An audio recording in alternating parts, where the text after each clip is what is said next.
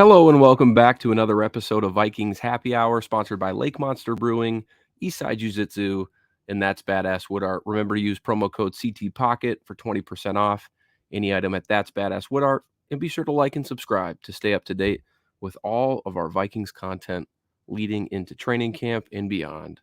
So, Miles, it's been a little bit since you and I hopped on here. Life is busy, not a whole lot of news coming out of the Vikings. But the schedule release came last week. And following the schedule release, they finally came to a resolution on ZaDarius Smith, which has kind of left you and I wondering what is this kind of the state of the Vikings roster? Like, they've made improvements, but there's still a lot of questions on that defense. So what do you think overall? First off, of the ZaDarius Smith trade, and then just the state of even the defense without him. Yeah, I mean, the ZaDarius Smith trade, it seemed pretty evident that something was going to happen. Yeah. When on the second day of free agency or whatever it is heading into free agency, he tweeted his goodbyes to the Vikings. He wanted out a month, 2 months ago, or sold his house in Egan and all that stuff. So I guess it's not as surprising. Mm-hmm. I guess the timing of why it took so long, but I think teams probably wanted to see how the draft played out, see if they could fill any positions, those types of things. So it makes sense. And then the money, how does the money work itself out? Because ZaDarius was due $9-something million on his original deal with Minnesota, and then reworks that deal to get a little bit more money up front, or a little bit more guaranteed money on top of that from Cleveland. So I think that was probably the biggest hurdle. Teams having to free up, however much cap space and reworking the deal and compensation. So it wasn't as a straightforward deal as it probably would seem like. You know what's funny about that trade? So it comes with the fandom, right? And we see it from the second the offseason sort of kicks off. But we think highly of our players in most cases. In some of these projected trades, it's always funny. You think you can fetch like a second rounder for Dalvin Cook, or like a third rounder for ZaDarius Smith, or whatever the deal it may be. And then they really just kind of pick swap some 6th and 7ths for 2 future 5ths. Yeah. It's just kind of... And cap space. That's the one thing that I do think people forget, though, is cap space is kind of like that in itself is like compensation. Mm-hmm. So it's not like the 2 5ths aren't a lot, but they also do get to free up over $10 million, which for a team that was literally sitting at the bare minimum cap space. Not that ZaDarius Smith isn't worth the contract he was getting from Minnesota. He's worth more than that. Yeah. But they needed the cap space, and that in itself was probably the main reason that they needed to move off ZaDarius, more than it was the compensation they were getting back from a draft pick standpoint. But I like kind of how it was the 24 and 25 drafts, not just a 5th and a 6th in the 25th, or something like that. They kind of got creative with it to give them flexibility. And I think with that trade, this is a small thing, but adding additional draft capital is important for a team who has an unknown future at quarterback. I know we keep talking about it, but it's true. Yeah. We don't know what the future is for quarterback. And if they want to try to make a move up in the draft to go get somebody, having additional draft capital is important to do that, even if they are 5ths, because those 5ths can become just added add-ins, or just the picks you have as part of the aftermath of a trade up. So there's a lot of different things you can do with that. So I think that's something that needs to be viewed as well. Yeah, that's a good point that you bring up. And we have talked about it before. We're going to need that additional draft capital if and when they move up for that quarterback of the future. So with ZaDarius Smith out of the picture now, finally, we can take this conversation 2 different routes, and maybe we should just stay on the defensive side. But I mean, fans were excited about Marcus Davenport. I even think you and I were as well. Mm-hmm. But he's got injury concerns. He's never really stayed healthy for a full season. And how are the Vikings going to replace ZaDarius Smith, really?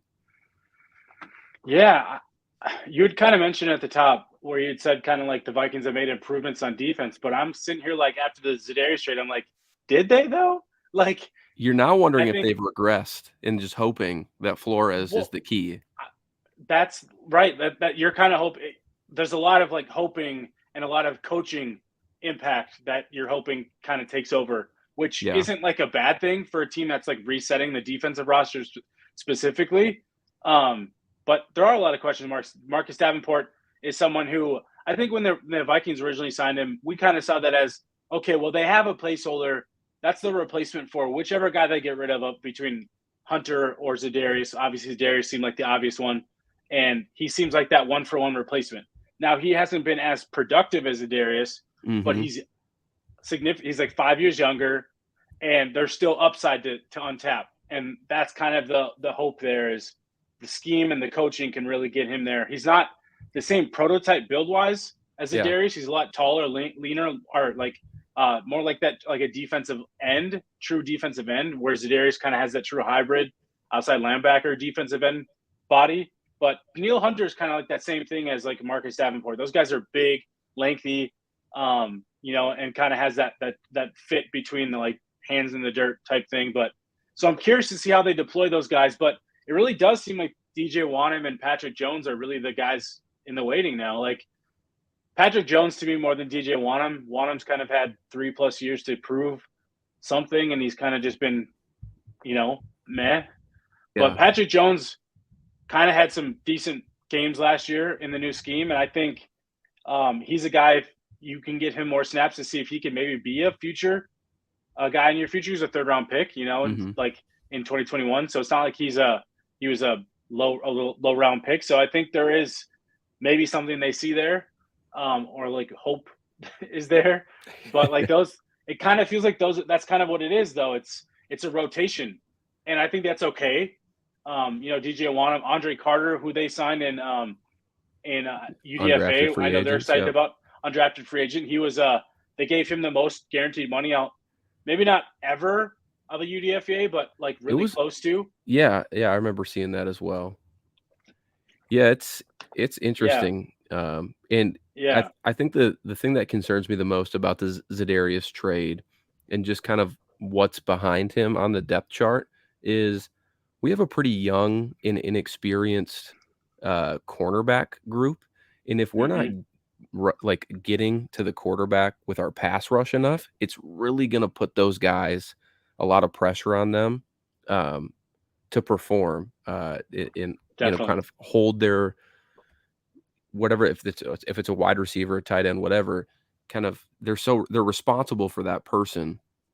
And if the pass rush doesn't get there, it could be reminiscent of, I'm trying to think of which year it was with Zimmer, where we just didn't have the pass rush in our corners. We're just getting torched. But nonetheless, it's 2014. Was it 2014 or 20? Yeah, early Zim or late Zim? Well, it's a little bit of both, I think. Yeah.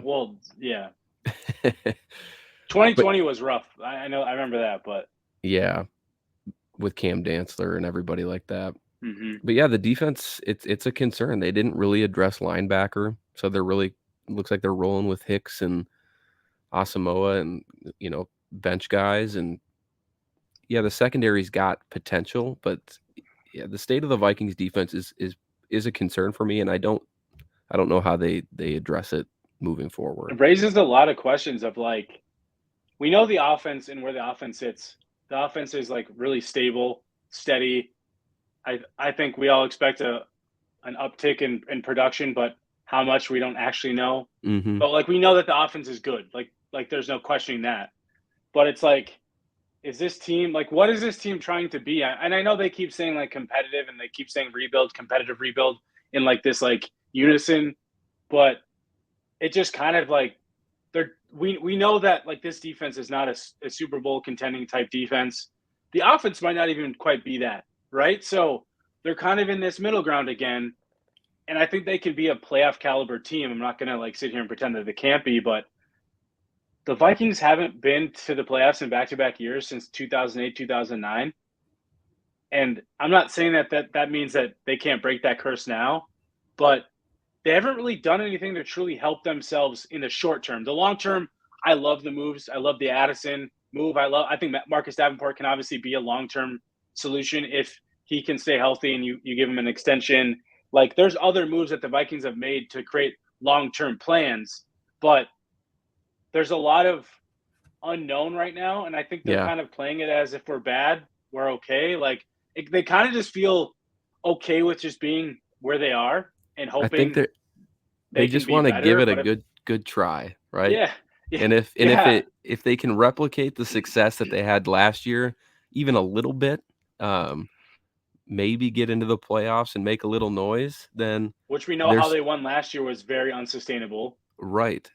Or they just regress. And I think either way for them is a win, right? If you win, that's great. They're happy with it. But if you lose, you're you're helping yourself out with potentially going to get that quarterback of the future, which I do believe is their ultimate goal, one way Yeah, or another. So, um, rookie minicamp finished up last weekend.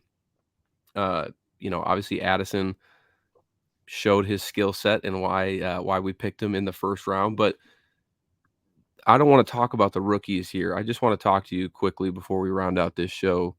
What in the world would you do with Dalvin Cook? I think even more similar to like ZaDarius is I think that the writing's on the wall. You think I it's just a think you don't cut? if they have to. Yeah, I mean, they're kind of at a point where it's if he's not willing to take a pay cut, which up to this point he hasn't been. Otherwise, that would have been done already. Yep. They kind of are at a point where it's we brought back Alexander Madison on a 2-year deal. I'm not saying it's expensive, but Dalvin Cook's expensive, so they brought Madison back. They have Ty Chandler. They have young guys who are probably ready to take on a bigger role in like Ty Chandler and maybe even Dwayne McBride, the rookie. Yep. I don't really count Kene Nwangwu. I don't see him as anything more than special teams and maybe a spot player on Yeah. offense, but that's like at best, which is fine. Like, he doesn't have to be that, but I just think the Vikings are at a point, like, if everybody else is like, they're willing to get rid of other guys like ZaDarius or Patrick Peterson. Dalvin Tomlinson obviously got priced out of Minnesota, but like, they're willing to move on. Eric Kendricks, Adam Thielen, they're willing to get rid of those guys. But Dalvin Cook, who didn't have the greatest year last year and is expensive, and they can get out of that deal fairly with, especially a post June 1, why not just take that move and do it? Mm-hmm. He's not, you kind of have his replacements in house already. You need the cap space. It wouldn't make sense to me, and kind of everything, all the other moves they've made, but Dalvin kind of gets like off the hook in a way. Yeah. Yeah, it is really strange. Mandatory minicamp, I was just looking, is June 13th and June 14th. So Okay.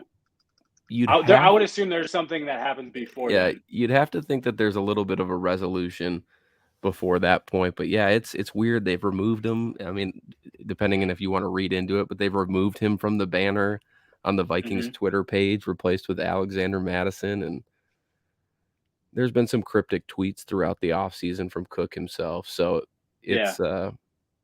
it is interesting, though, the way that you kind of laid it out with how they handled Thielen and Kendricks, but not the same with Dalvin Cook. Right. But Now there's I think they'd like to keep him. I mean, oh yeah, just like any of these players, like, most teams want to keep their players, but it's when it comes down to it, you just kind of put yourself into a bind where we can't have you back at this number. Like, it's not feasible for us. And if you're Dalvin, I don't blame him for saying no. Yeah. It's just it's a weird state of the Vikings is really where we're at this offseason. It's kind of like a transition. I think they meant to have this happen last year and it didn't, and now we're kind of dealing with the repercussions now. But I the do future wonder. is. Yeah. What were you gonna say? Well, I just do wonder if they do cut Dalvin Cook or trade him, whatever it is, they'll have quite a bit of cap space. I think it'll be over 22 million in that point. And then you probably need around 3 to like 5-ish for in-season stuff. Like, you want to have that in your back pocket, but you might have another 15 to 20 million to play with. and I'm not saying that if you need to go spend it all, you shouldn't, because I would rather them roll over money. But I do wonder if there's obviously extensions, and that might impact how they would potentially like structure an extension for TJ Hawkinson, Daniil Hunter, Justin Jefferson. Like those types of things can factor in there. But also, like, are there any like maybe even like sub-tier, like mediocre free agents that could come in, like a Leonard Floyd? Yeah. I know people have talked about Dalton Risner, whatever, however pronounce his name. But like, there are a few names out there. Maybe there's a cornerback or two, another linebacker for depth. Like, are there any of those guys that are fairly cheap that they could bring in a Bashad Breeland type player, which is kind of what it looks like? But it just kind of makes you wonder. I'm looking right now just at some free agents that kind of, make me go, oh, maybe that's a possibility. You mentioned Leonard Floyd, Byron Jones, the cornerback from Miami, maybe Marcus Peters. He's 30 years old, but you never know. The one that surprises me still is Yannick Ngakoue, who obviously used to be here at one point in time. Still a free agent, still relatively young, only 28 years old. Could be a guy that they look to maybe bolster that is a weird depth one. up. Yeah, he's still out there. So there's a bunch of guys, but I think that is the plan, right? We'll evaluate here, but there will be more signings, I would assume, in the coming weeks. So just don't overspend on any outside free agents or do any dumb trades. Like a seventh. You want a Kari Vedvik trade again this summer? Well, there's just like no need for him, right? Like last year, I understood like Ross Blacklock and Jalen Reagor, even though they might have overpaid for Reagor. Like we understood those moves. Yeah. It wouldn't make sense this offseason to make those types of trades. Yeah. Yeah, totally. Any final thoughts from you as we close this here? No, I mean, I'm kind of hoping June 1st might be an interesting time. Like, Dalvin Cook. I obviously don't think Kirk Cousins is getting traded, but that window would open after June 1st if that were something that they're exploring. But so I'm just curious to see how that some of those summer moves might play out.